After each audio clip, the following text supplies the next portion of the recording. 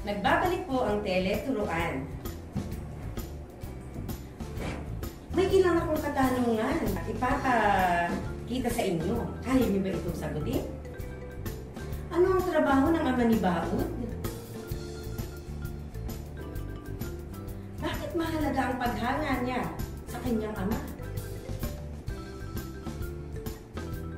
Paano natuto ng pag-ukit si Baud?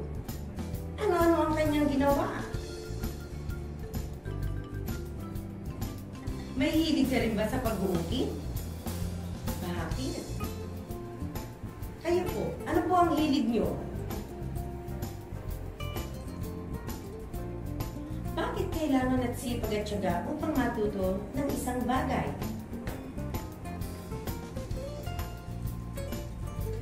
Lagi nating tatandaan na ang tagumpay ng isang tao ay nasa pagtitiyaga at pagsisikap.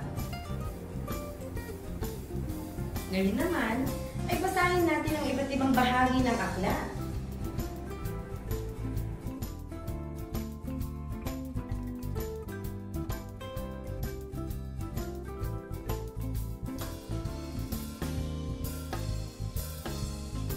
Pabalat.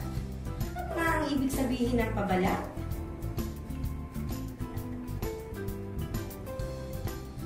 Ito ang takip ng aklat kung saan mababasa ang pamagat ng aklat at ng may aklat. Kadalasan, ginagawa itong makulay upang maakit ang mga mambabasa na basahin ang isang aklat. Paunang salita.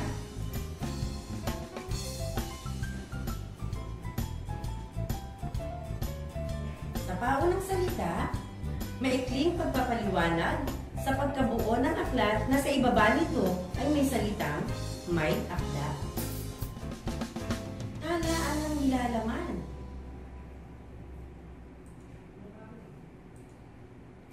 Ito ang listahan ng mga paksa at ang mga pahina nito. Katawan ng aklat.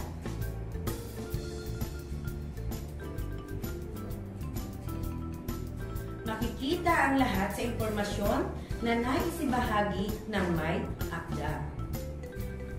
Talahulugan.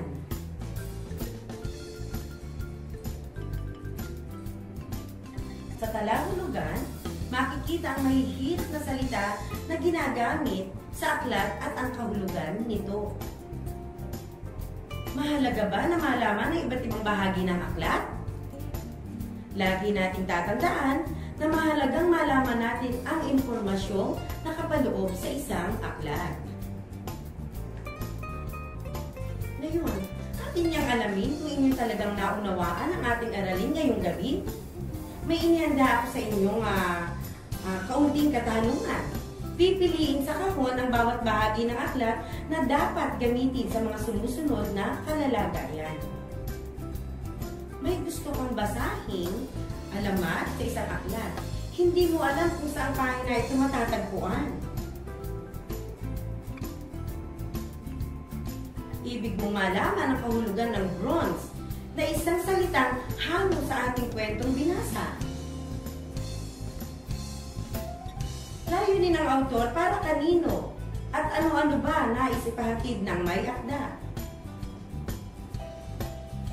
Ito ang pinakamukha ng isang aklat.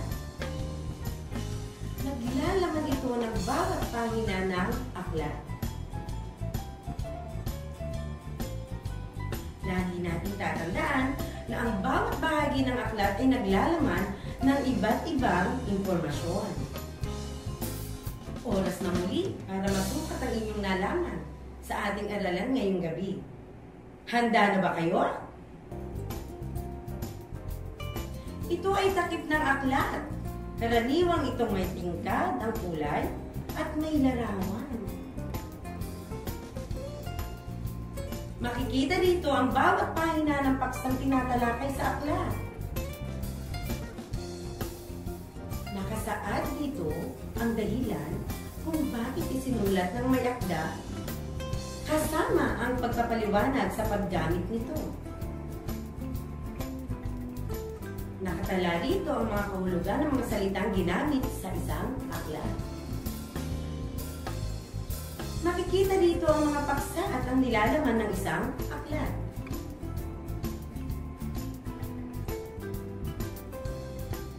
Lagi nating tatandaan na ang bawat bahagi ng aklat ay mahalaga, sapagkat ito ay naglalaman ng mahalagang impormasyon na kung saan ito ay nakakadagdag ng kaalaman sa ating lahat.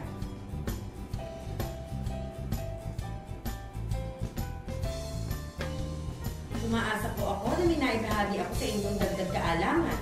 Hanggang sa muli nating pagkikita sa DepEdR Teleturuan. Ako po muli ang inyong naging tagapagturo ngayong gabi, Jean Kitty Santos, Teacher 2 ng Mayapyap Elementary. Hanggang sa muli po, magandang gabi at maraming